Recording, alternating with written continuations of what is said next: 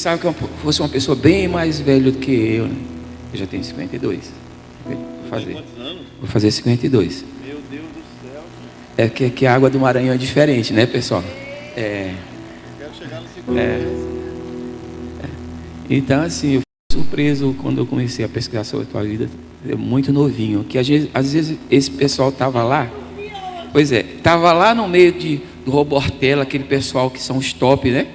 Aí a gente pergunta assim, pode vir alguma coisa boa do Maranhão? Pois é, lá de Imperatriz, irmãos, lá de Imperatriz, no meio dos grandes ministros de louvor do Brasil, né? Então, querido, a igreja é a sua igreja, fique à vontade. Obrigado. Bom dia, pessoal. Graça e paz, como é que vocês estão? Gente, eu tenho uma missão muito... Eu e o tecladista, que ele não vai sair daqui não. Fica aí, viu, abençoado? Ele nem sabia, né? Fica aqui, gatinho, eu quero que você ore. Eu tenho uma missão muito especial. Por favor, me dê a sua atenção hoje. Porque a palavra que Deus colocou no meu coração, ela é muito forte. Ela é forte para mim, em primeiro lugar, como pai, como marido, como servo de Deus. Todos os mais velhos que estão aqui, e eu já percebi que os mais jovens parece que estão por ali, né? Fiquem ligados, porque eu tenho certeza que você e a sua casa nunca mais serão os mesmos. Deus vai fazer algo muito importante hoje aqui, e eu vou pedir para que minha esposa esteja orando por todos nós aqui. Amém? Tudo bem, gente? Bom dia. Vamos orar. Pai, obrigada, Senhor, por essa casa. Obrigada por essa igreja, por essa família da fé que se une, Deus, para te buscar, para caminhar contigo, para aprender contigo. Nós te agradecemos por essa manhã. Espírito Santo de Deus, obrigada pela tua presença. Obrigada, Pai, pelo teu sangue derramado sobre nós, Jesus. Obrigada, Senhor, porque Tu és bom. Eu oro, Pai, para que cada coração aqui seja como uma terra fértil. E para que essa semente, ela caia. E ela venha realmente, Deus, ser enraizada. E ela venha gerar fruto e um crescimento na vida e na família e na casa de cada um. Em nome de Jesus, Senhor, abençoa o Daniel. Usa ele, Senhor, como um canal para abençoar as nossas vidas e para nos ensinar nesta manhã. Em nome de Jesus. Amém. Glória a Deus. Amém. Obrigado, amor. Vocês estão bem, gente? Vocês estão felizes? Amém. Feche aí os seus olhos só um pouquinho. Aleluia. Senhor, que a Tua paternidade esteja conosco aqui. Vamos cantar o refrão dessa canção.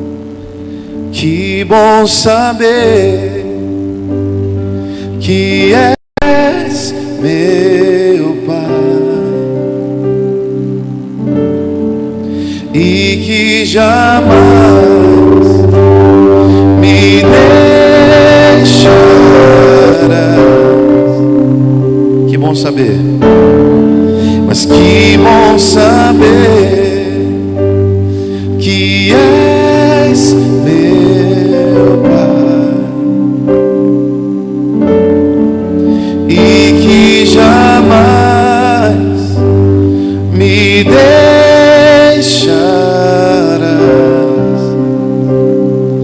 Mas que bom saber que és meu Pai.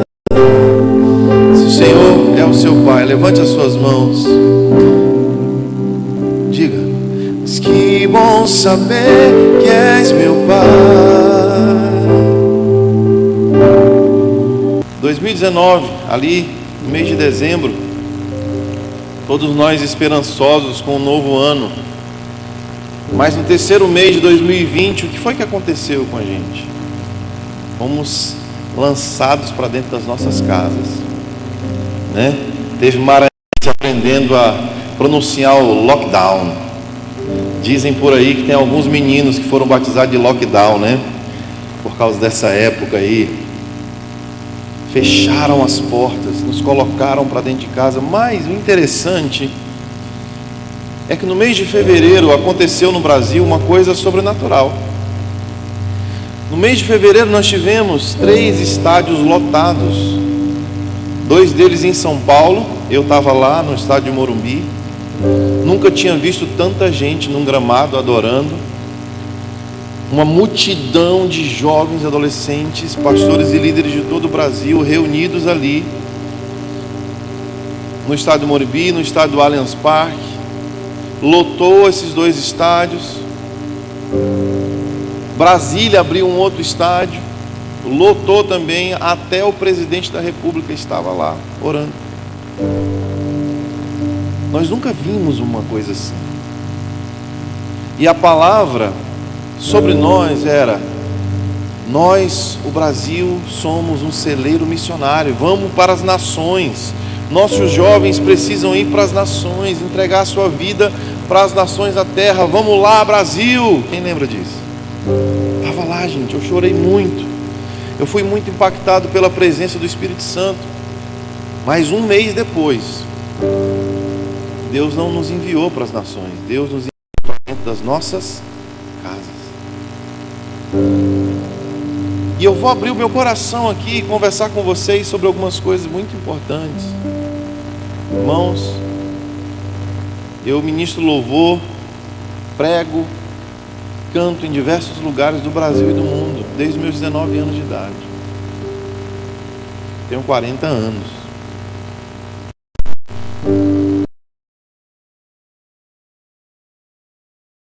Chegando fora da minha cidade, eu estava ministrando na minha igreja local.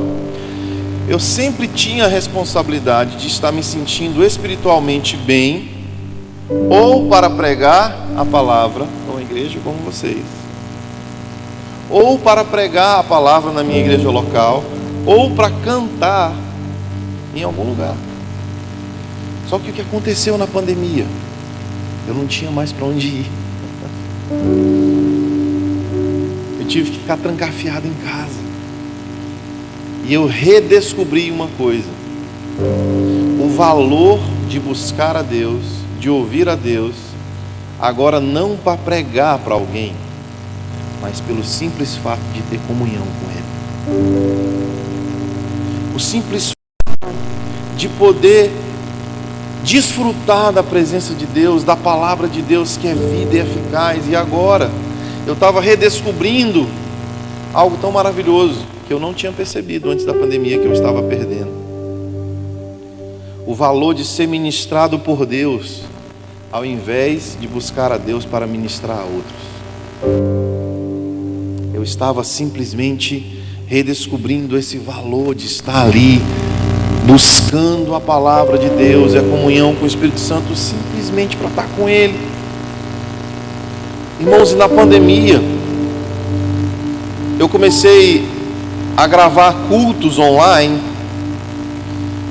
e por causa do gasto financeiro, o que nós fizemos lá em São Paulo? Eu morava em Florianópolis e pastoreava em São Paulo. Olha que loucura. 2 vezes por mês eu estava em São Paulo ministrando louvor, adoração. Hoje eu já moro em São Paulo full time. Mas eu ia no começo do mês para São Paulo e nós gravávamos 4 cultos online, porque a gente alugava a estrutura uma vez só e a gente economizava. Então eu tinha 3 domingos no mês que eu acordava pela manhã e eu não estava indo para a igreja local, mas eu estava me sentando na frente da televisão, junto com a minha esposa e com meus filhos, para ouvir. E mais uma coisa linda que começou a acontecer com esse jovem, velho pastor, né? Porque eu tenho 40, mas estou no ministério há 20. Fui redescobrindo o valor de me sentar e ser ovelha. Foi saindo aquele peso de que eu preciso ensinar, eu preciso, compartilhar algo. Eu fui redescobrindo. E uma outra coisa que aconteceu na pandemia, nós redescobrimos o valor do culto nas nossas casas. Culto doméstico. A lembrança que eu tinha de culto doméstico na minha infância era minha avó tentando aglomerar nós, as crianças, os netinhos, e cantando alguns hinos da harpa, né? Foi na cruz um dia eu vi meus pecados castigados em Jesus. Foi ali pela fé. E eu ficava cantando aquilo. E aí o Senhor, Ele foi dizendo assim: sabe por que eu enviei a igreja brasileira e a igreja do mundo inteiro para casa?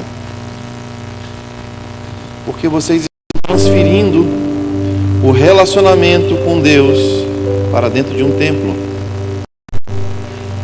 E eu preciso nesses dias restaurar o valor da minha presença dentro das casas.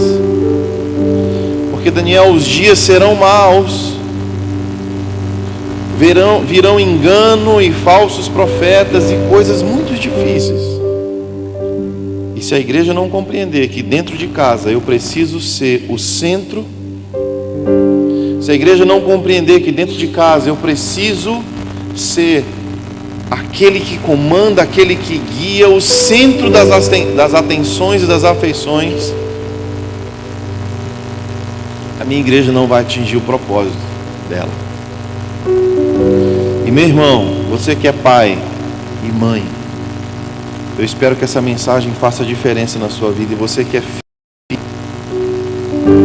e talvez você seja um filho que o único crente na sua casa seja você, eu quero te dar uma ferramenta para transformar a sua casa e a sua família num pedaço do céu.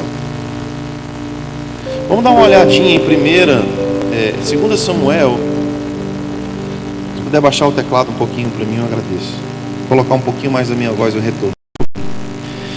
2 Samuel, capítulo 6, verso 1. Está aqui Davi, o seu primeiro grande ato como rei. A arca estava há meses e meses e meses fora de Israel. Ela tinha sido roubada pelos filisteus. E Davi então ele estabelece Jerusalém como a capital e como a sede do seu governo. E o sonho de Davi é: eu preciso trazer a presença de volta para essa cidade. Eu não posso governar sem a presença de Deus, eu não posso governar sem a glória de Deus, eu não posso governar sem um conselho de Deus. Eu quero a presença de Deus. Isso é lindo, não é? Um rei que não está nem aí para a sua influência, para o seu dinheiro. O que ele quer é a presença de Deus. Salmo 27,4 ele diz: uma coisa só eu estou pedindo, uma coisa só eu buscarei, que eu possa habitar na sua casa todos os dias da minha vida, contemplando a sua beleza e aprendendo de ti. Então ele tem uma missão muito nobre. Versículo 1 diz assim: reuniu os melhores guerreiros de Israel, 30.000 ao todo. Ele e todos os que acompanhavam partiram para Balaá em Judá, para buscar a arca de Deus, a arca sobre a qual é invocado o nome do Senhor dos Exércitos, que tem o seu trono entre os querubins acima dela.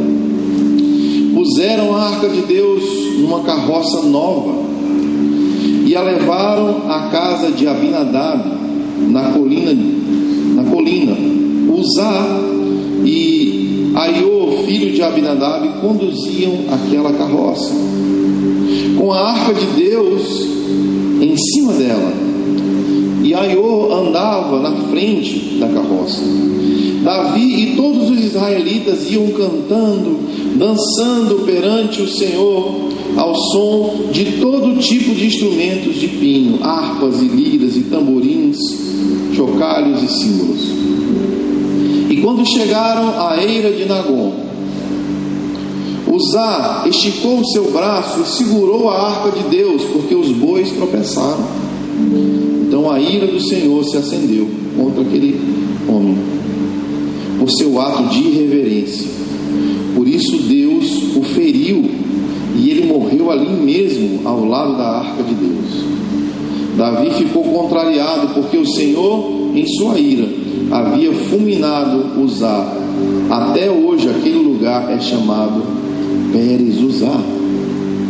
Gente, em Interessante aqui, vamos dar uma pausa aqui. Você sabia que os filisteus pegaram a arca de Deus do mesmo jeito, colocaram numa carroça? Quando eles roubaram, ninguém morreu. Você sabia que os filisteus,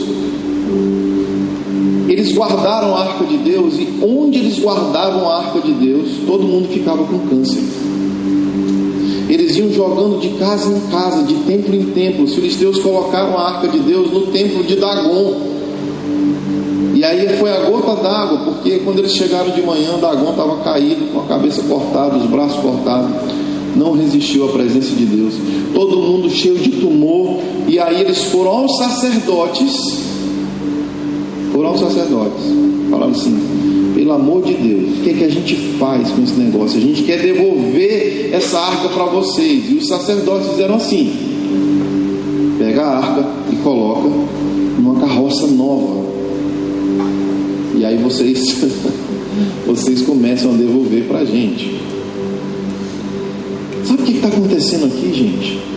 Davi, ele usou da mesma estratégia que os filisteus usaram para transportar a arca. Está muito errado. A motivação é certa, mas o jeito de fazer é totalmente errado. Por isso a ira do Senhor se acendeu e houve morte. Vamos lá, versículo 9. Naquele dia teve medo do Senhor e se perguntou: como vou conseguir levar a arca do seu Senhor? Então Davi vai parar para estudar, para entender como é que se carrega a arca. Por isso ele desistiu de levar a arca do Senhor para a cidade de Davi, e em vez disso levou a arca para a casa de Obed-Edom, de Gate. E a arca do Senhor então ficou ali por 3 meses, e o Senhor abençoou toda a família de Obed-Edom. E disseram ao rei Davi: o Senhor tem abençoado a família de Obed-Edom e tudo o que ele possui, por causa da arca de Deus. Então Davi, com grande festa, foi à casa de Obed-Edom e ordenou que levasse a arca de Deus para a cidade de Davi. Beleza, vamos ficar só até aqui. E aí você sabe o restante da história. Davi teve 3 meses para consultar as escrituras, os sábios, os sacerdotes, os mestres, e ele redescobriu que a arca de Deus não deveria ser levada numa carroça por bois, mas nos ombros dos sacerdotes. E Davi ficou tão temeroso com aquela obra, né? Se eu não me engano, eram quase 40 quilômetros de distância da casa de Obed-Edom até Jerusalém, e os sacerdotes colocaram a arca de Deus nos seus ombros, e eles davam 6 passos, e no 6º passo eles faziam um sacrifício e continuavam: 6 passos mais um sacrifício, 6 passos mais um sacrifício. Você faz as contas de quanto sangue foi derramado, de quantos momentos de adoração, de quanto dinheiro foi gasto nesses rituais, por causa do temor de Deus.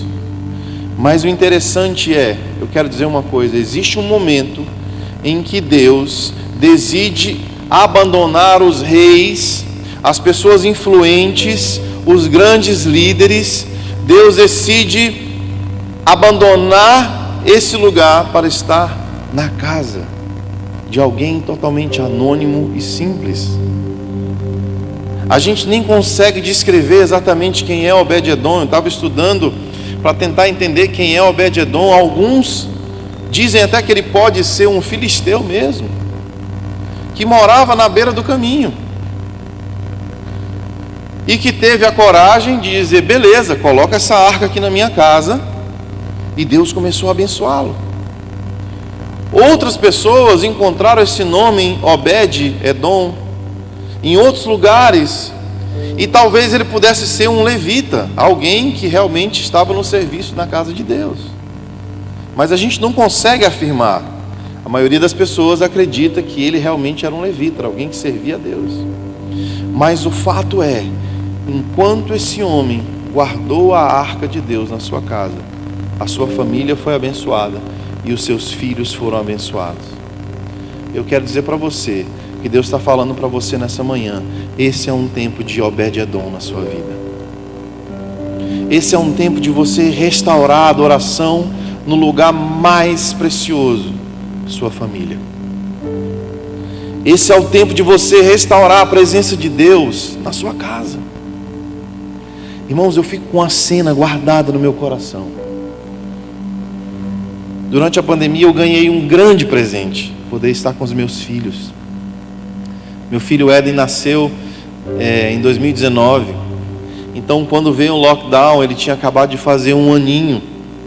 Então, na pandemia, nós vimos o nosso filho aprender a andar, nós vimos o nosso filho aprender a falar. E uma das coisas que acontecia é que eu deixava a minha esposa descansar um pouco mais. E eu acordava e pegava o bebezinho lá no berço, ele me dava os braços e a gente ia para a sala.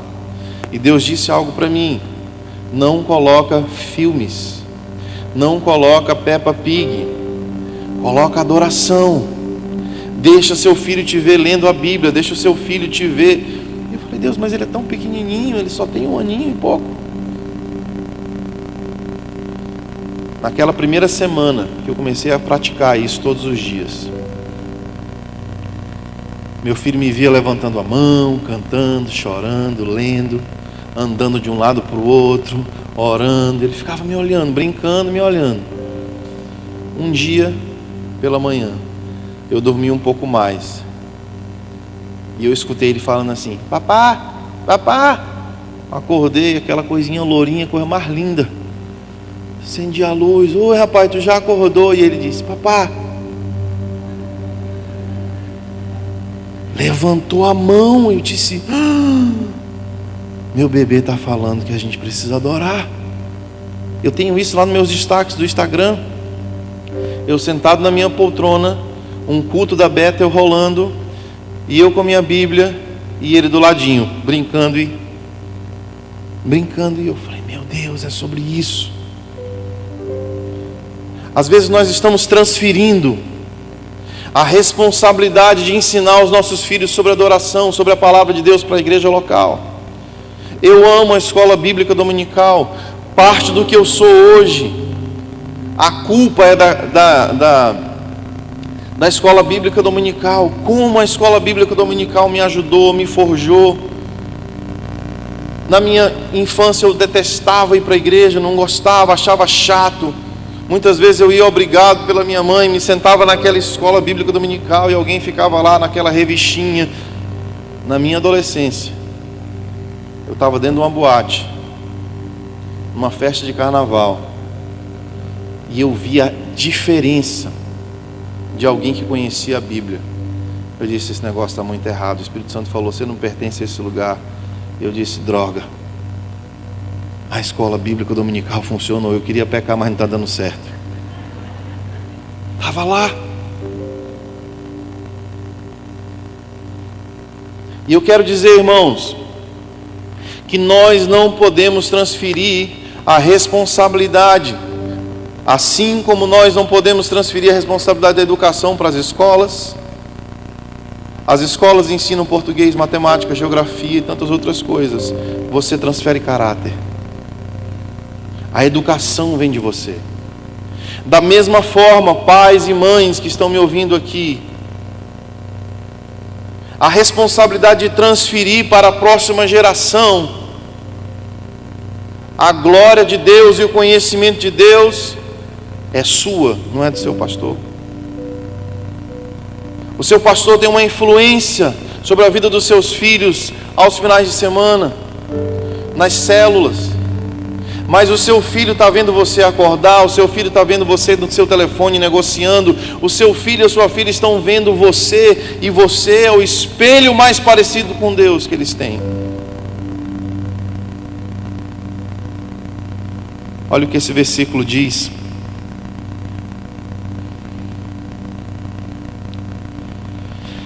Oh, Jesus.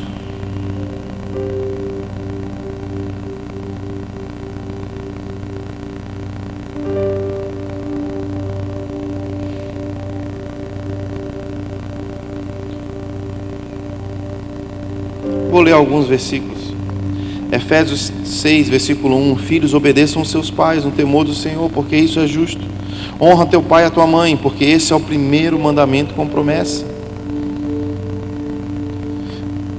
Pais, não irritem os seus filhos, antes criem os seus filhos segundo a instrução e o conselho do Senhor. Talvez você esteja olhando para essa geração e está dizendo: é muito difícil criar essa geração, cara. Eles são muito diferentes, eles são muito espertos, o celular está ali discipulando eles, porque eles têm informação. Eu fico imaginando, quando eu era adolescente, que eu não tinha idade suficiente para entrar na locadora, para alugar um filme pornográfico. Para a gente conseguir ver algum tipo de pornografia, o nosso primo mais velho tinha que ir lá e pegar, e a gente tinha que se esconder e achar um videocassete. Meu amigo, era um negócio de 007. Hoje, nossos filhos, na velocidade do 5G, eles podem ver qualquer tipo de pornografia. Como essa geração vai vencer? Sabe como? O conselho de Deus vai encher os seus lábios, o conselho de Deus vai encher o seu coração. Não existe nenhuma geração que não pertença a Deus. Deus não está sendo pego de surpresa. Muitas vezes nós achamos que Deus e o Evangelho não são eficazes. Meu irmão, o Evangelho é eficaz. Ele é o poder de Deus para a salvação. Ele é o poder de Deus para a transformação da sua casa. Não subestima o poder do Evangelho.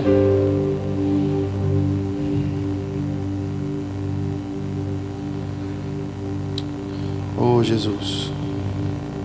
Deuteronômio 6, esse eu quero que você ou leia ou ouça bem. Deuteronômio 6, versículo 6 diz assim: que todas as palavras que hoje lhe ordeno estejam em seu coração, e ensine com persistência aos seus filhos. Diga comigo: persistência. Fala de novo: persistência. Porque tem dias que eles não vão querer te ouvir. O que é persistência? Estabelecer uma cultura de adoração na sua casa. Tem hora, tem dia, você tem um compromisso comigo às quintas-feiras, às 20 horas. E o nosso compromisso é: vamos adorar o nosso Deus juntos. Persistência, disciplina. E o meu filho adolescente está fazendo quase 18 anos, cara, daqui a pouco... Dá tempo. Dá tempo. Porque se tem uma coisa que Deus se inclina para abençoar, é um pai que está orando pelo seu filho, dizendo: Deus, me ajuda a entregar o Evangelho para o coração desse carinha aqui. Deus está contigo. O favor de Deus está contigo. Olha só, converse sobre essas coisas quando estiver sentado em casa. Muitas vezes o nosso tempo em família é para assistir um filme, uma série, para ficar mostrando uns para os outros alguma coisa no celular. Impressionante, né? Que a gente fala tanto dos mais jovens no celular, mas meu pai, que tem 70 anos, passa o dia no celular, meu amigo, recebendo o vídeo do Bolsonaro. É isso mesmo, Bolsonaro. E rindo na rede. E de vez em quando ele me liga: Daniel, assiste isso aí. Aí é uma bobagem. E tá lá. Gente, meu pai, ele já fez a oração entregando a vida para Jesus, mas ele ainda não se converteu em várias e várias áreas. Mas o impressionante é que o poder da presença de Deus transforma o coração das pessoas. Meu pai foi passar um tempo conosco lá em Florianópolis, antes de nós mudarmos. E antes de mudar para São Paulo, eu queria muito que meu pai viesse passar uns dias comigo. E eu chamava ele falava: não posso. Ele me chama de fogoió, né? Porque eu sou brancão. Aqui vocês falam isso? Fogoió, dá para ir não. Aí eu arrumei uma estratégia. Eu falei: pai, vamos vender esse teu carro aqui em Floripa, que aqui ele vale mais. Ele: agora eu vou. Botei o carro dele, uma cegonha. E aí ele foi para a nossa casa e ele ficou lá. conseguiu ficar mais ou menos uns 3 dias sem beber. Daqui a pouco ele já achou o caminho do mercado, já estava indo comprar a bebida dele escondido. E todas as noites, antes dos nossos filhos dormirem, eu pego um ukulele, aquele violãozinho pequenininho, com um som bem bonitinho, vou para o quarto deles e a gente começa a adorar.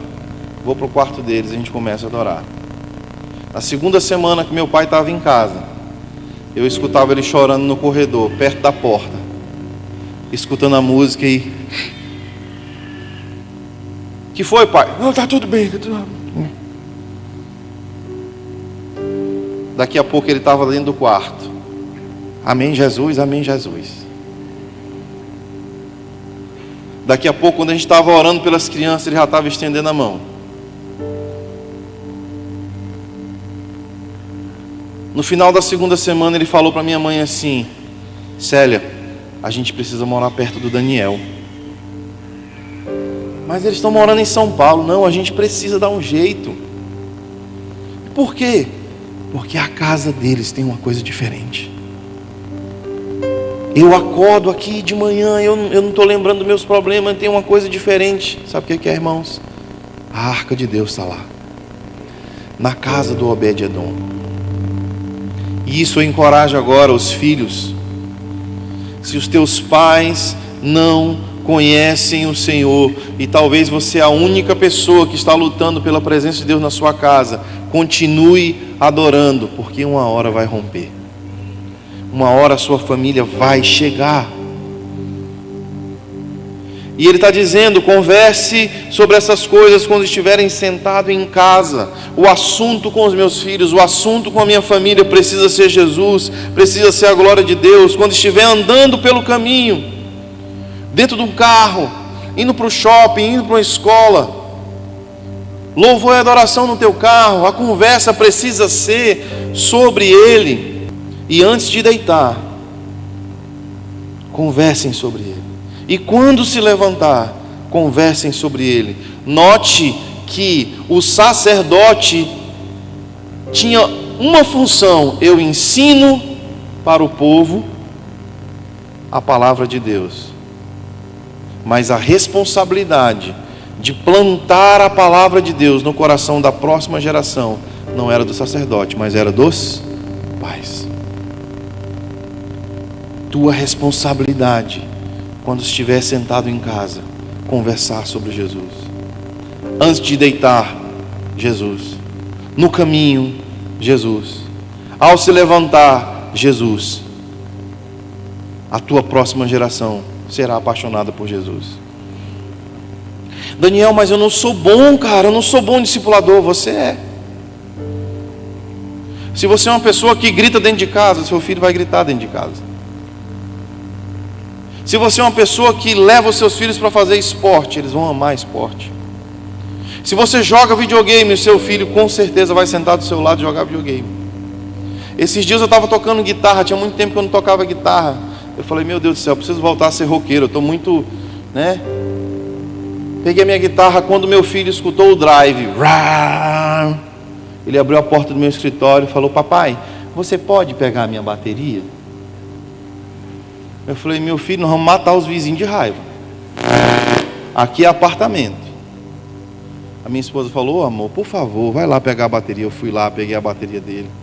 E eu comecei a tocar guitarra. E ele começou a bater a cabeça assim. Eu não preciso nem dizer: vá pegar sua bateria. Não. Porque os nossos filhos estão nos observando. Deixa eu te falar uma coisa. A Bíblia está dizendo aqui, ó. Salmo 127, os filhos são herança do Senhor, uma recompensa. Deus te deu essa herança. Sabe por quê? Porque Ele acredita que você é a melhor pessoa para discipular seus filhos. A Bíblia também diz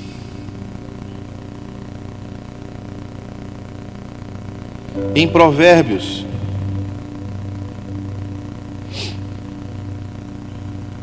que os filhos são como flechas, e você é como se fosse um arqueiro. Bem-aventurado o homem que enche a sua mochila de muitas flechas.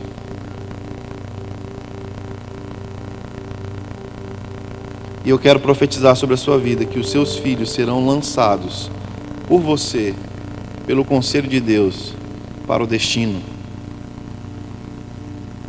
Essa geração está muito confusa, essa geração está sem saber para onde vai. Um dos grandes problemas dessa geração de jovens e adolescentes é que eles são extremamente confusos. Eles não conseguem discernir. E aí fica a dica para você: não faça tudo pelos seus filhos. Não superproteja os seus filhos. Permita que eles aprendam a vencer os desafios da vida. Ah, pastor, eu quero tanto ver a minha família, os meus filhos sendo cheios de Deus, meus filhos sendo homens de Deus, mulheres de Deus. O que é que eu faço? Eu vou dizer para você o que é que você faz. Seja você alguém cheio de Deus. Seja você alguém que ama a Deus. Muitas vezes você quer ensinar coisas que você não é. Você quer ensinar a amar coisas que você não ama. Você quer que eles façam coisas que você não tem praticado. Vamos ler juntos aqui Juízes 13.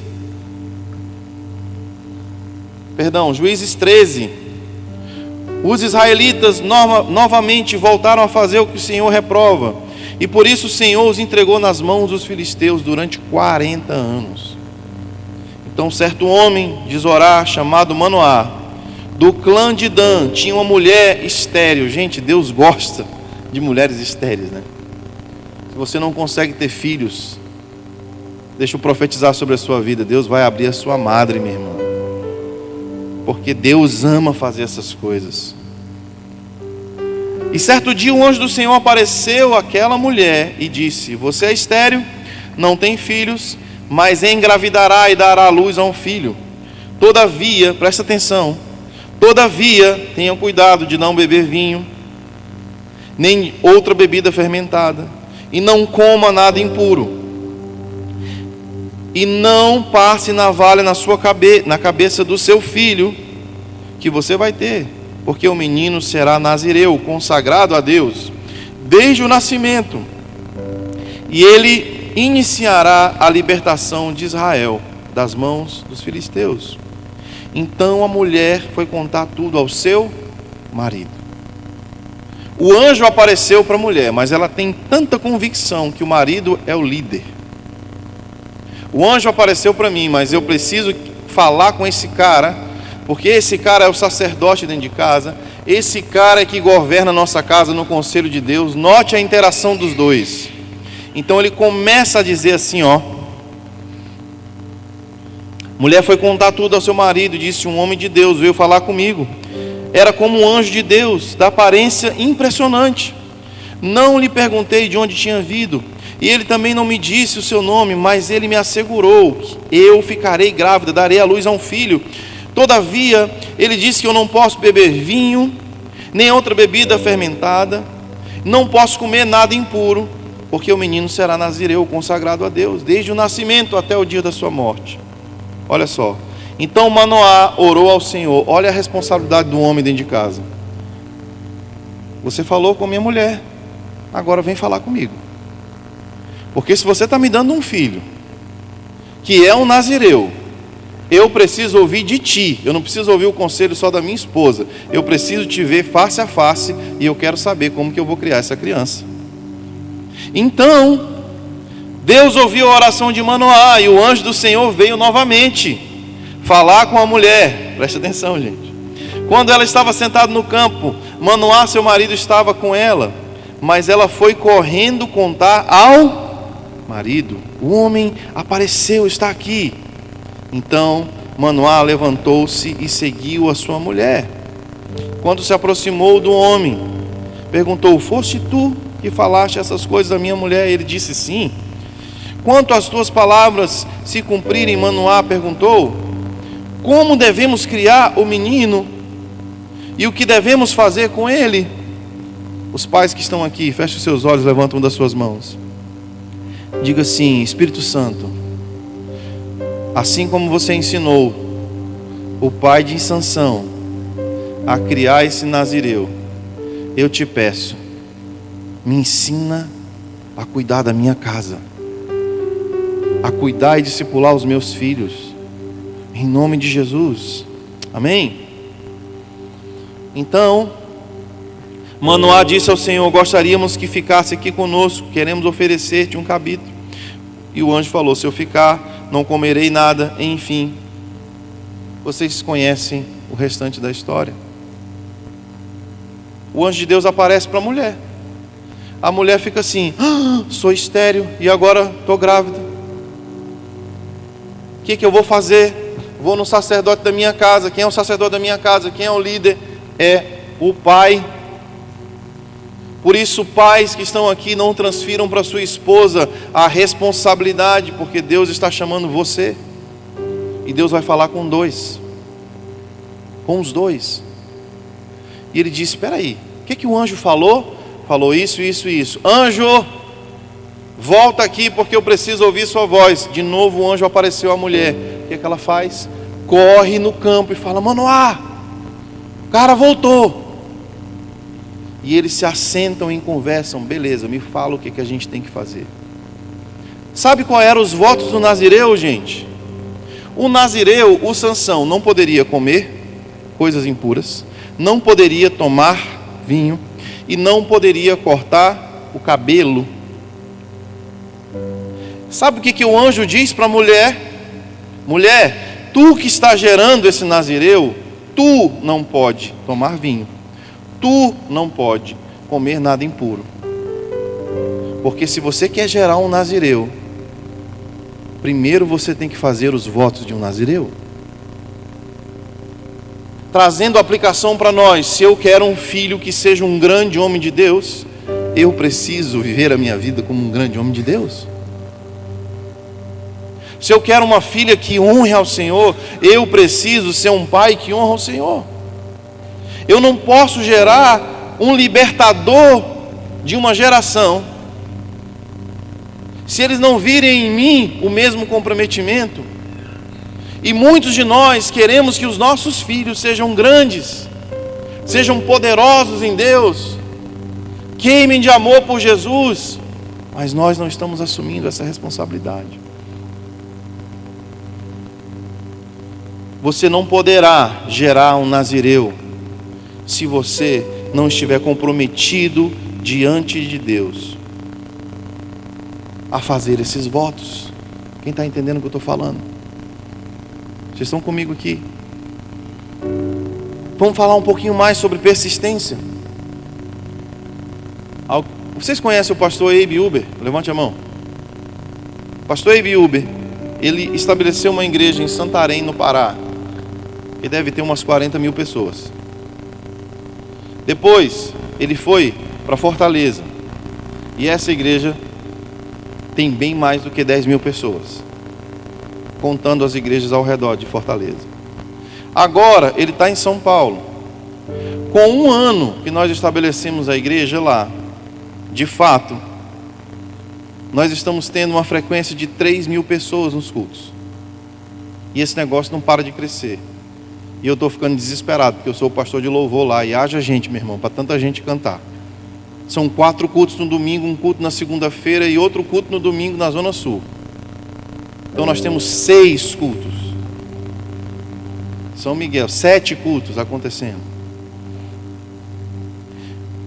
E quando eu morava em Floripa ainda, muitas vezes eu ficava hospedado na casa do pastor Abe. Não, cara, fica aqui em casa e tal. E aí o pastor Abe tinha feito uma viagem para pregar. E naquele domingo nós acordamos cedinho juntos. Eu chego na igreja por volta de 10 para 7 da manhã para organizar o som e ficar tudo pronto e tal. O pastor Abe pregou para líderes 8h30. Depois ele pregou para a igreja 9h30. Depois ele pregou para a igreja 11h30. E aí pregou também às 16 horas para líderes, 17 horas para a igreja, 19 horas para a igreja de novo. Finalmente fomos para casa. Eu disse: agora nós vamos descansar, né, Senhor? Aleluia. Quando eu estou lá, eu deito na cama, ele bate na porta. Meu amado, Será que você pode participar com a gente do culto da família? Você pode ministrar uma música aqui no nosso culto da família? Eu não vou dizer não, né, gente? Eu vou dizer, eu posso. Aquela cara impressionada, peguei meu violão. Quando ele saiu, eu falei, meu Deus do céu, vai ser fominha assim lá no céu. Rapaz, o cara pregou tantas vezes já e agora vai ter culto em casa, meu Deus do céu. Aí eu, cansado, me sentei, peguei o violão, comecei a tocar. A esposa dele já se ajoelhou, já começou a chorar e levantar as mãos. O filho dele, mais adolescente, jogando videogame, Daniel, o nome dele, ele foi lá. Daniel, já começamos, vamos adorar. Pô, pai, queria jogar videogame, cara. 20 minutos, cara. Dá um pause aí. E a gente lá adorando, e o filho dele lá, pensando no videogame. Terminamos de adorar, todo mundo enxugando as lágrimas. Ele disse, Daniel, você está lendo o livro que nós estamos lendo junto em famílias? Tô, pai. Um livro sobre sexo, namoro e casamento. O que você aprendeu no capítulo que você leu hoje? Que eu não posso fazer sexo antes de casar não, pai. E o que mais? Eu tenho que escolher uma mulher de Deus para eu casar. E o que mais? Vamos orar por isso? Bora. Oraram por ele, depois falaram assim, Daniel, faz a oração. Jesus, pode ser rápido, eu quero jogar videogame. Pode. O moleque foi lá, orou e tal.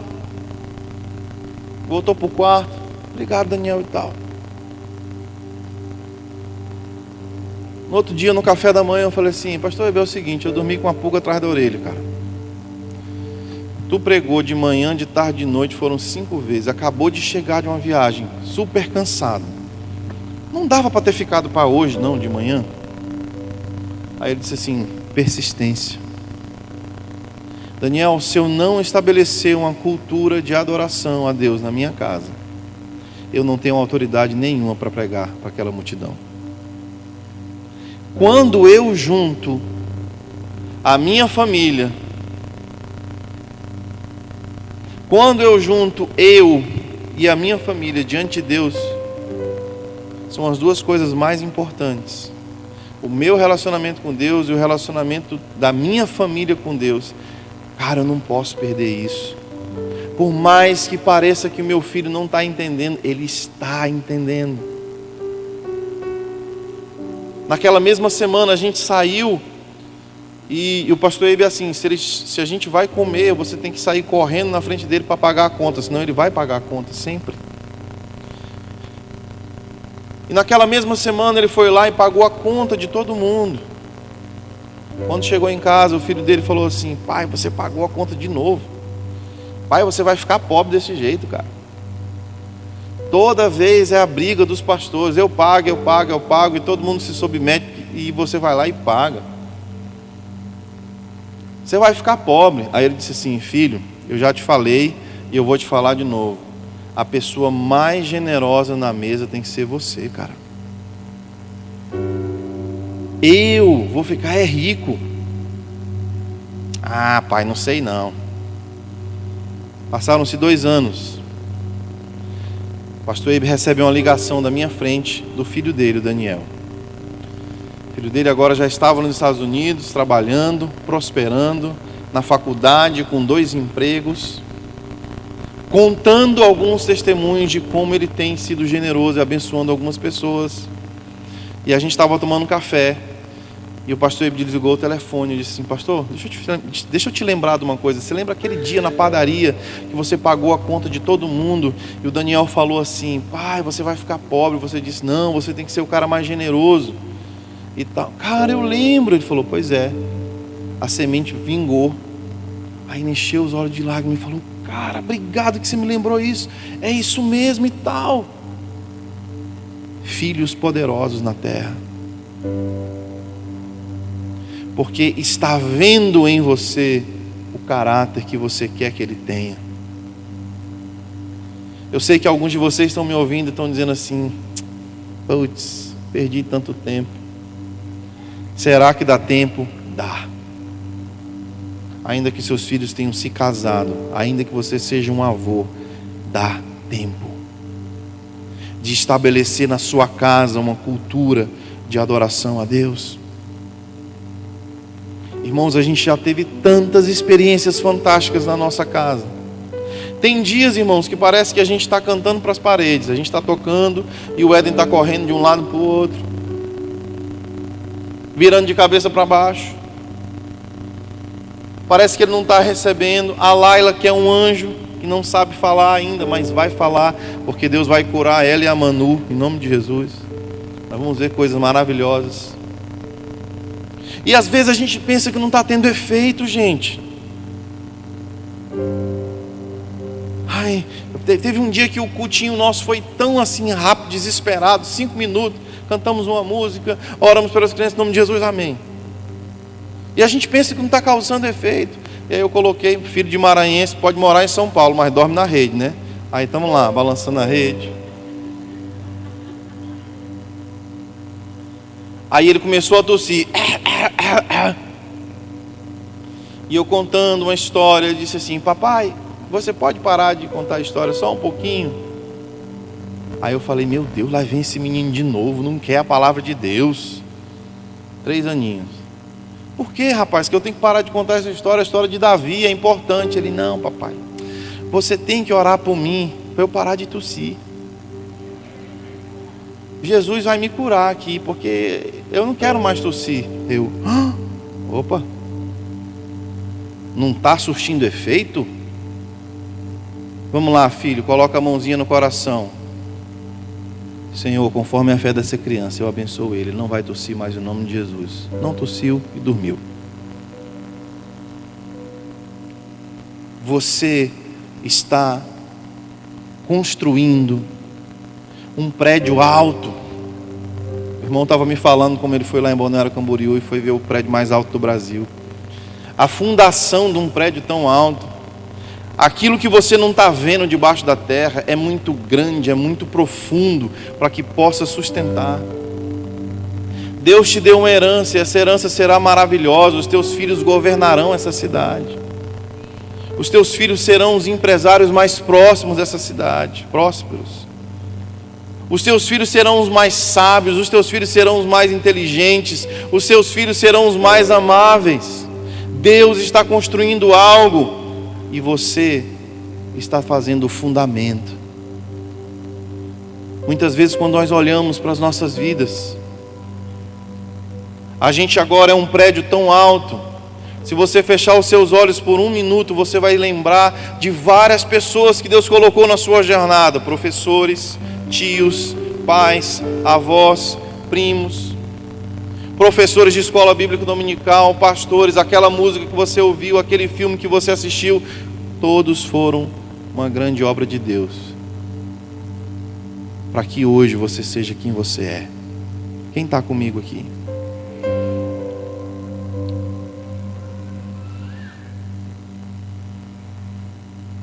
Se tem uma coisa que a nossa casa vive e respira, é a adoração. E a adoração, gente, não tem a ver com cantar. Tem a ver com ver a Deus. E a música te ajuda a ver a Deus. E quando você vê a Deus, você é transformado à imagem dele. É isso que a palavra de Deus diz. Quando Moisés liberta o povo do Egito, qual era a ordem de Deus? Deixa o meu povo ir para me adorar. Por que adorar? Porque a adoração é pedagógica, a adoração é formativa. Todos os elementos daquele tabernáculo tinham significado espiritual. Todos os elementos de um sacrifício de adoração a Deus tinham significado espiritual. E quando o povo via aquela tenda, via os sacerdotes, eles eram pedagogicamente ensinados. E quando eles estavam adorando e obedecendo às regras e às leis, eles iam conhecendo a Deus, e Deus iria transformando eles numa nação diferente. Todos os povos adoravam os seus deuses, mas Israel, mediante a adoração ao seu Deus, eram transformados mais parecidos com o seu Deus. Então, quando você está adorando a Deus na sua casa, você está permitindo que seus filhos contemplem a Deus e eles sejam transformados à imagem de Jesus.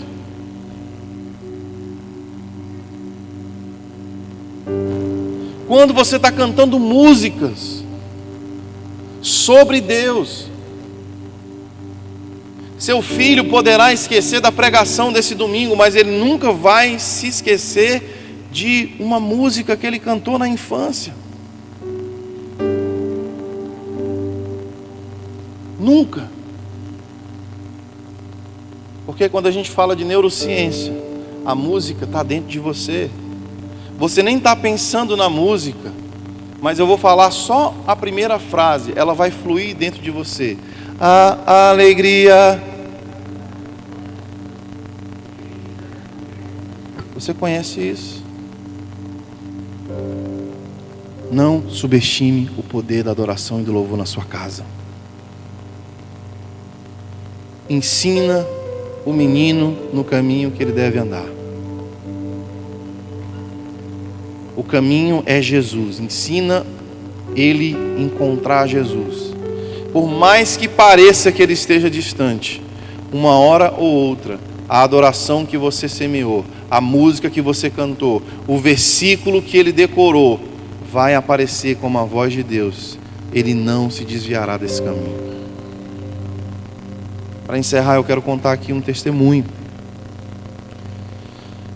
Muitas vezes na nossa vida com a Laila, nós estávamos diante de um diagnóstico médico e de uma orientação médica.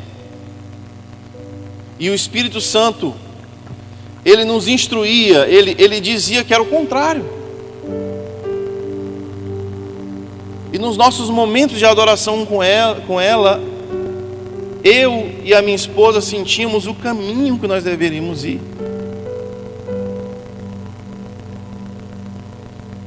E eu lembro que a Laila uma vez ficou internada durante 10 dias no hospital. Ela foi lá por causa de uma bronquite. E ela estava bem, era só uma bronquite, mas depois ela começou a ter muita constipação. Ela começou a ficar cheia de gases e cólicas intestinais horríveis, horríveis, horríveis. E eu pegava o ukulele, o instrumento que ela mais gosta, e a gente começava a tocar, e ela ia se acalmando, e ela ia se acalmando. E a minha esposa foi orientada por Deus que precisava fazer uma lavagem no intestino. E os médicos vinham e faziam os exames e olhavam, não, você está ficando doido, não precisa. E o Espírito Santo continuava falando com a gente naquela sala de hospital. Até que os médicos se renderam e fizeram, e realmente era aquilo. Minha filha foi curada por causa da orientação que Deus trouxe ao coração da minha esposa num momento de adoração. E isso tem se repetido. Esses dias atrás ela estava agoniada no quarto dela e chorando e tudo, e a gente já tinha feito de tudo, e exames, e médico, e consulta. Peguei ela no colo, coloquei ela do meu lado, abri o piano, falei, sabe de uma coisa, vamos adorar Jesus? Quase perto de ir para a escola, irmãos. Comecei a tocar uma música, ela já se acalmou, já começou a sorrir. Irmãos, existem vezes que Deus nos dá sinais sobrenaturais para que confirme a sua presença, o que Ele está fazendo. Naquele dia a babá dela estava dando almoço para ela antes dela ir para a escola. E eu estou tocando o piano e eu começo a sentir a presença de Deus. E junto com aquela presença de Deus eu sinto um cheiro de um perfume muito forte. Eu não sei se você já sentiu aquele cheiro de azeite, de mirra. E aquele perfume foi ficando forte, forte, forte, forte. A minha esposa tem muitos óleos essenciais. Eu falei, alguém abriu um óleo essencial, é isso que está acontecendo. A babá fala assim, pastor, você acendeu incenso? Eu disse, poxa, não é daí não? Ela disse, não. Que cheiro é esse? Abri a porta do quarto e saí. Pesquisando, parecia um cachorro farejador. Não estava na cozinha, não estava nos quartos. Abri a varanda para ver se estava vindo de fora, não estava vindo de fora. Eu falei, rapaz, eu disse assim, eu vou ser igual eu tomei agora. Fui na casa do vizinho. Ei!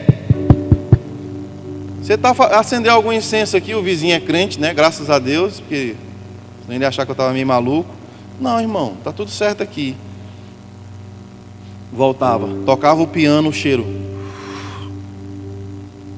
Tocava o piano, o cheiro aumentava, o perfume aumentava. Aí a babá disse assim, pastor, é o cheiro do óleo da unção. Eu disse, é mesmo. Irmãos, eu não consegui nem chorar, porque eu foi com medo.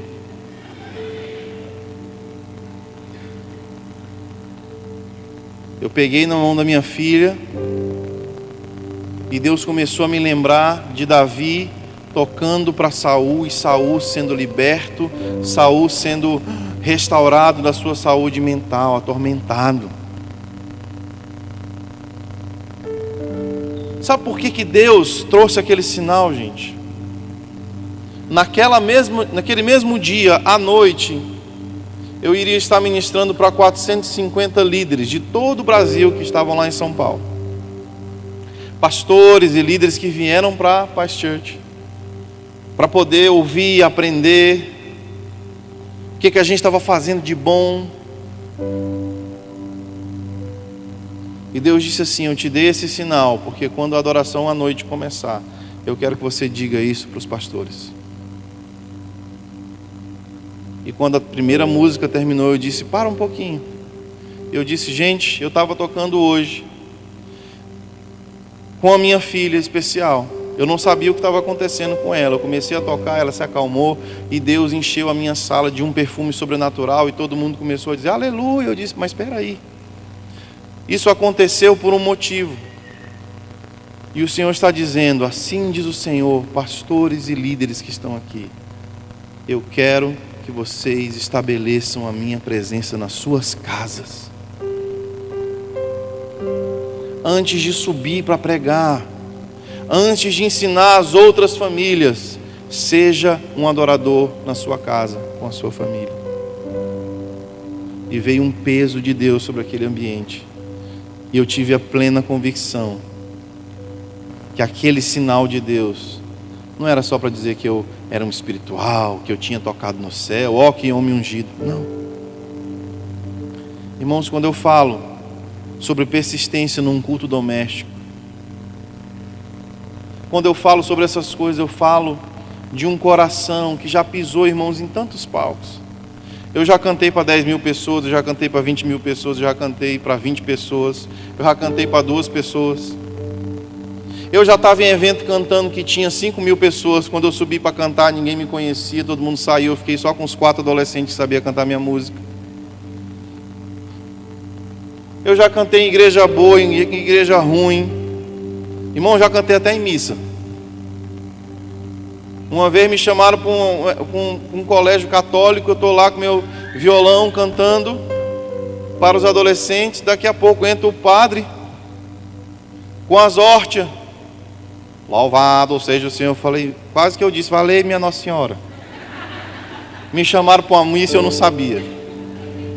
Era uma escola católica, me chamaram para cantar e eu fui, e era uma missa e pronto, e serviram a hóstia, eu dizendo amém, Jesus. Eu já tive em todo lugar, gente. Já cantei na tribo indígena, já cantei em Moçambique, já cantei nos Estados Unidos, já cantei na Europa. Irmãos, não existe nenhum outro lugar que me dá mais prazer hoje em cantar do que naquele sofá com os meus filhos sentados. Ali eu tenho sentido que o meu ministério é frutífero.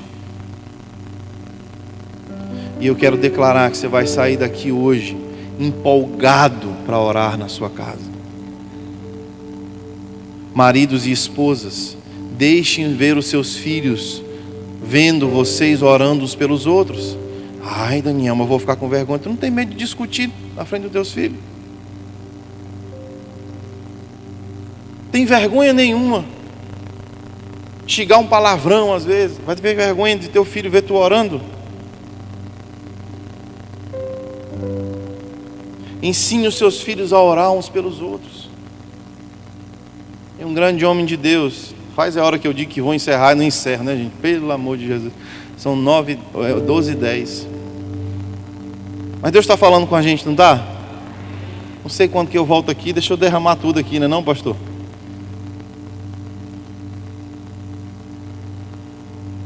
Todos os cultos domésticos, ele pegava os seus filhos, dava as mãos, e eles começavam a fazer um treinamento.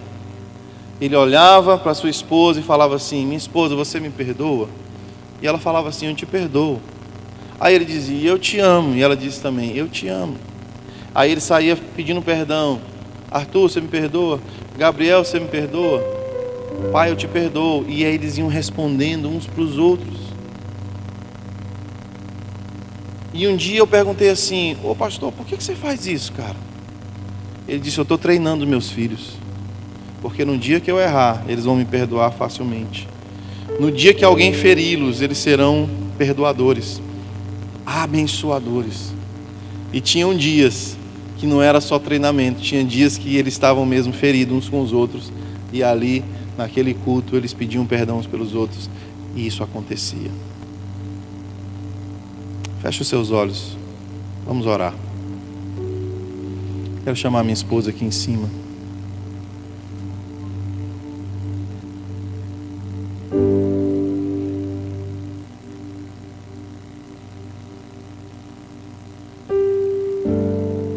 Coloque suas mãos no seu coração.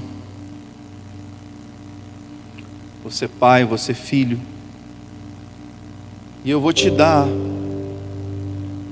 um momento na presença de Deus para que você apresente o seu coração de pai, seu coração de filho na presença dele. E eu tenho plena convicção que Deus está falando com você. Eu tenho a certeza absoluta que o Espírito Santo está falando com você. Fala com Ele.